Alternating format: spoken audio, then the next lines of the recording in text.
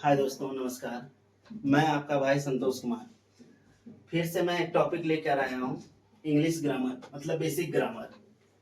देखिए, ये जो बेसिक ग्रामर है, वैसे तो अभी शुरुआत है, ये इंट्रो क्लास है, लेकिन आप लोग का डिमांड यदि रहा तो फिर इसका आगे भी हम लेक्चर लेके आते रहेंगे। और ये जितना भी हम अब पढ़ाएंगे, स्टार्टिंग है बेसिक से बशर्ते, लेकिन जितना भी पढ़ाएंगे वो सभी एग्जाम के लिए अनिवार्य रहेगा। तो आप लोग पहले जानते होंगे इंग्लिश, हमारे बिहार, झारखंड, यूपी का लड़का लोग ज्यादातर इंग्लिश से डरते हैं, क्योंकि वहाँ के लोग लड़का हिंदी मीडियम के होते हैं, तो इंग्लिश से ज्यादातर लोग डरते हैं। तो हम क्या किए हैं, इंग्लिश को शुरुआत से मतलब ग्रामर को शुरू से लिए, एबीसीडी से। सीधा बात आपको बता रहे हैं, कहाँ से लिए? एबीसीडी से। आप जानते होंगे लेटर। लेटर क्या, एक लेटर जानते होंगे इंग्लिश में किसे कहता है? नहीं जानते तो आपको हम थोड़ा सा उसका डेफिनेशन दे देते हैं। सबसे लेटर आप जान रहे हैं, A B C D E F G, मतलब ए से जेड तक अक्षरों को क्या कहते हैं? लेटर कहते हैं। और इंग्लिश में सबसे smallest unit of a language, the smallest unit of a language is known as a letter. क्या होता है लेटर? क्या होता है? The smallest unit of a language is known as a letter. तो आपको लेटर पता चल गया होगा, लेटर क्या है। तो लेटर क्या है? The smallest unit of a language is known as letter. इसी का दूसरा पार्ट हम आपको बता रहे हैं, अल्फाबेट। अल्फाबेट, ये अल्फाबेट क्या है? अल्फाबेट लेटर के बाद वाला शब्द है। आप समझ सकते हैं, ऐसे समझ सकते हैं, जो है all the letter of a language. आप लेटर जान रहे कितना है? 26 है। 26 तो आप जान रहे हैं, अच्छे से जान रहे हैं। उसमें क्या है? 5 कॉन्सोनेंट है और 21 5 वॉवेल है, 21 कॉन्सोनेंट है। सॉरी, 5 वॉवेल है, 21 कॉन्सोनेंट है। तो वॉवेल क्या है? ए ई आई ओ यू, ये सब क्या है? वॉवेल है। इसके बाद जो है, इस पांचों को छोड़ के जितना भी लेटर है वो क्या है? कॉन्सोनेंट बोलते हैं। इतना तो आपको समझ में आ गया। क्योंकि देखिए, वीडियो में क्या होता है, यदि हम लिख के पढ़ाएंगे, लिखते रहेंगे तो वीडियो लंबा चला जाएगा। हमको शॉर्ट वीडियो बनाना है और आपको ज्यादा से ज्यादा ज्ञान देना है। इसीलिए हम पहले लिख लिए, इसके बाद यहाँ समझाने का काम कर रहे हैं। यदि अच्छा लगे तो वीडियो को लाइक सब्सक्राइब जरूर कीजिएगा। और यहाँ वर्ड देखिए, चलिए आगे बढ़ते हैं। यहाँ वर्ड देखिए, कॉन्सोनेंट समझ में आ गया, वोवेल समझ में आ गया। अब हम लोग देखते हैं वर्ड क्या है। वर्ड जो है शब्दों का समूह, अक्षरों का समूह, अक्षरों का समूह क्या है? वर्ड मतलब शब्द होता है। तो यहाँ पे सीधा बोल रहे हैं, a group of letter that make complete meaningful sense. यहाँ पे बात करते हैं शब्दों का समूह जो मीनिंगफुल सेंस दे, वो क्या कहलाता है? वर्ड कहलाता है। चलिए, आप मान लीजिए, आप यहाँ पे हम देखते हैं वर्ड क्या, वर्ड देखते हैं थोड़ा सा। यहाँ पे वर्ड देखते हैं थोड़ा सा। वर्ड क्या है, एक मिनट के लिए आपको समझाने के लिए। यहाँ पे आप BOOK, ये बुक है, ठीक है। इसी को हम, आप जान रहे बुक मतलब किताब होता है। अब KOOB, ये क्या हुआ? कोई सेंस बना? नहीं बना। तो यहाँ पे हम बात क्या करें, दूसरा ले लेते हैं। जैसे अब वर्ड ही लिखे, WORD, यहाँ पे उसी का उल्टा ORD। यहाँ पे देखिए, ये शब्द बना, ये भी शब्द बना। ये कोई शब्द बना? नहीं बना। ये कोई शब्द बना? नहीं बना। तो यहाँ पे हम वर्ड में बात क्या कर रहे हैं, जैसे कि वर्ड जो मीनिंगफुल सेंस दे, उसी को हम क्या कहते हैं? वर्ड कहते हैं। यहाँ लिख भी दिए हैं, a group of letter that make meaningful sense is known as word. अब यहाँ पे हम चौथे भाग में चलते हैं, वर्ड का बड़ा भाई का भाग में चलते हैं, सेंटेंस। सेंटेंस उसी का बड़ा है, ठीक है। सीधा सा बात यहाँ पे देखिए, सेंटेंस जो है क्या कहते हैं? वाक्य को कहते हैं। आपको शब्द पता चल गया। अब सेंटेंस देखिए, a group of word that make meaningful sense. यहाँ पे भी वही बात किया गया। अब हम पहले, Ram is a good boy.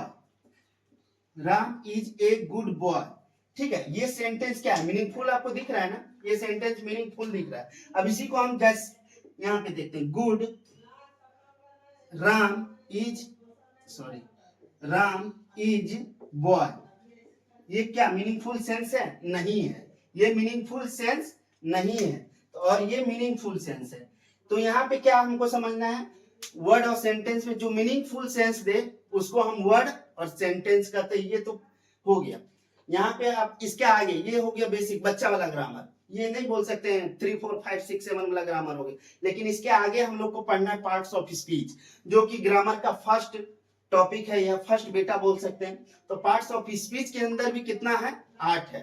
तो उसको यदि आप लोग पहले वीडियो अच्छा लगे तो लाइक कीजिएगा और चैनल को सब्सक्राइब कीजिएगा। इतना के बाद हम आपको आगे वीडियो लेकर आएंगे, यदि अच्छा लगेगा जरूर बताइएगा। जय हिंद, जय भारत।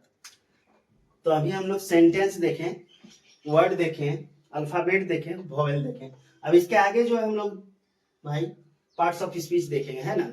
पार्ट्स ऑफ स्पीच को सीधा पहचानना कैसे है वो देखना है। तो पार्ट्स ऑफ स्पीच अभी हम लोग बेसिक ग्रामर पढ़ रहे हैं, तो सीधा पहचानना ही कैसे क्या है, उसको पहचानना वही सीखना है।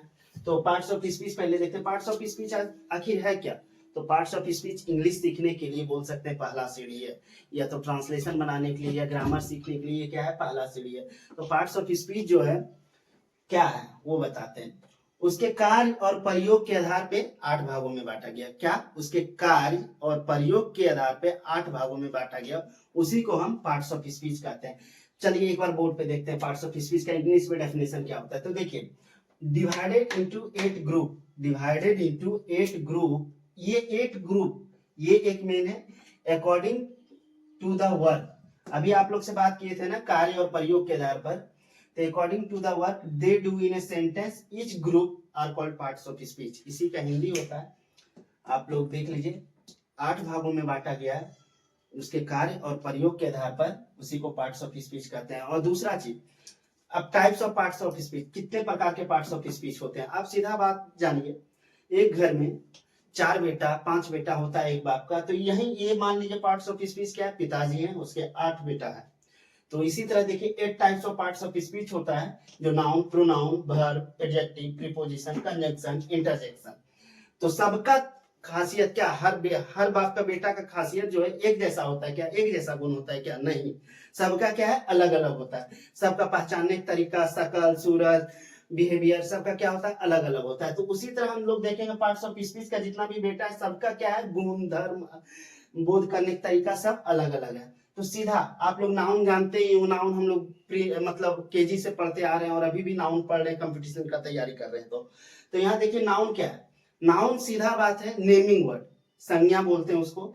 उसको क्या है, नेमिंग वर्ड। जितना भी दुनिया का नाम है वो सब क्या है, संज्ञा है या तो नाउन है। जितना भी दुनिया का नाम है वो क्या है, संज्ञा है या तो नाउन है।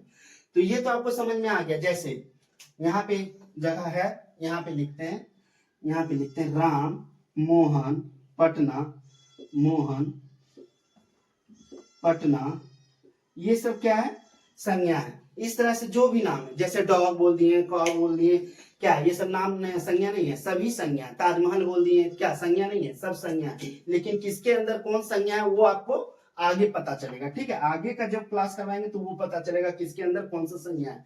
अब दूसरा हम लोग देखते हैं क्या है, प्रोनाउन। प्रोनाउन है क्या, प्रोनाउन बोलते किसको है। तो यहाँ पे एक वर्ड दिए है, instead of noun, instead of noun, ठीक है। इंस्टीड मतलब संज्ञा के जगह प्रयोग होने वाले शब्द को क्या बोलते हैं, प्रोनाउन बोलते हैं। संज्ञा के जगह प्रयोग होने वाले शब्दों को क्या बोलते हैं, प्रोनाउन बोलते हैं। संज्ञा का हिंदी आप लोग जान ही रहे, सर्वनाम। सर्वनाम मतलब नाम से ही पता चल रहा है, सर्व, सर्वनाम। इसको तोड़िएगा आप जब, तो आपको सीधा पता चल जाएगा, सर्व प्लस नाम। तो यहाँ पे देखिए, ये डिनोट कर रहा है नाउन को, और ये डिनोट कर रहा है नाउन को, और ये डिनोट कर रहा है प्रोनाउन को। तो यहाँ पे जो संज्ञा के जगह प्रयोग होने वाले शब्दों को क्या बोलते हैं, सर्वनाम बोलते हैं।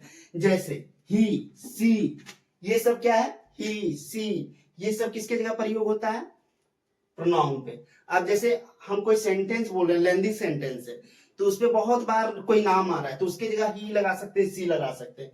तो वहां पे प्रोनाउन लगाना अति आवश्यक पड़ जाता है। तीसरा हम लोग पढ़ते हैं वर्ब। वर्ब में 2 ही वर्ड जो है इंपॉर्टेंट है। वर्ब में क्या है, 2 ही वर्ड इंपॉर्टेंट है, एक्शन और स्टेट। एक्शन क्या बताता है, कार्य करना। एक्शन क्या बताता है, कार्य करना।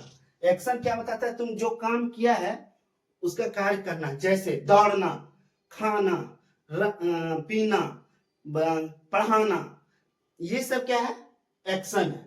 अब उस काम को, अवस्था, उस काम को जो क्या प्रक्रिया है, क्या सिचुएशन है, स्टेट मतलब वही होता है, क्या सिचुएशन है, कैसा अवस्था है, उस काम को वो बताता है। उसी के अंदर अवस्था आता है, उसी को क्या बोलते हैं, वर्ब बोलते हैं, मतलब क्रिया बोलते हैं।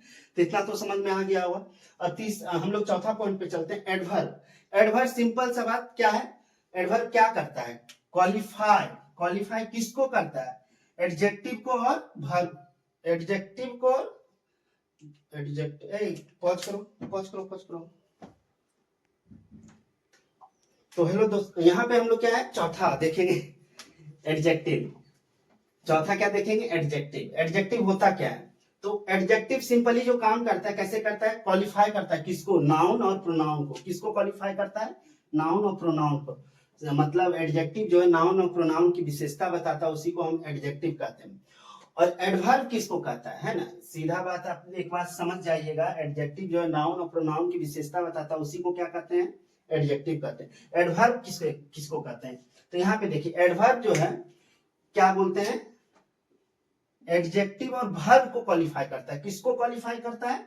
एडजेक्टिव और वर्ब को क्वालिफाई करता है, उसी को हम कहते हैं एडवर्ब। अब यदि समझना है तो एक बार फिर से हम इसका लेंदी वीडियो लेकर आएंगे, अभी फिलहाल आपको पहचानने के लिए सिखा रहे हैं। अब प्रीपोजिशन, प्रीपोजिशन जो है पाठ 130 का छठा बेटा है, ठीक है। जहां जिस सेंटेंस में इन, ऑन, एट, बिटवीन ये सब लगा रहे, वो आप समझ जाइएगा प्रीपोजिशन है। प्रीपोजिशन मतलब हो गया दो शब्दों या दो सेंटेंस को रिलेट करना, दो शब्दों या दो लेटरों का रिलेट करना, उसी को हम लोग क्या कहते हैं? प्रीपोजिशन कहते हैं। यहाँ पे समझ में आ रहा है? यहाँ पे कंजंक्शन देखते हैं। यहाँ पे जो है ज्वाइनिंग करता है, दो सतमा जो है कंजंक्शन है, यहाँ पे कंजंक्शन है, ज्वाइनिंग वर्ड। यहाँ पे जैसे दो लेटर या शब्दों को क्या करते हैं? जोड़ते हैं, उसी को कहते हैं कंजंक्शन, ज्वाइनिंग वर्ड कहते हैं उसको। सीधा सा बात समझिएगा, कंजंक्शन किसको कहते हैं? दो शब्दों को या समूह वाक्य को जोड़ना ज्वाइनिंग वर्ड कहलाता है, ठीक है। इंटरजेक्शन जो है सबसे लास्ट बेटा है। इंटरजेक्शन में अचानक सडन काम होता है, जैसे oh my God Prince is smart now.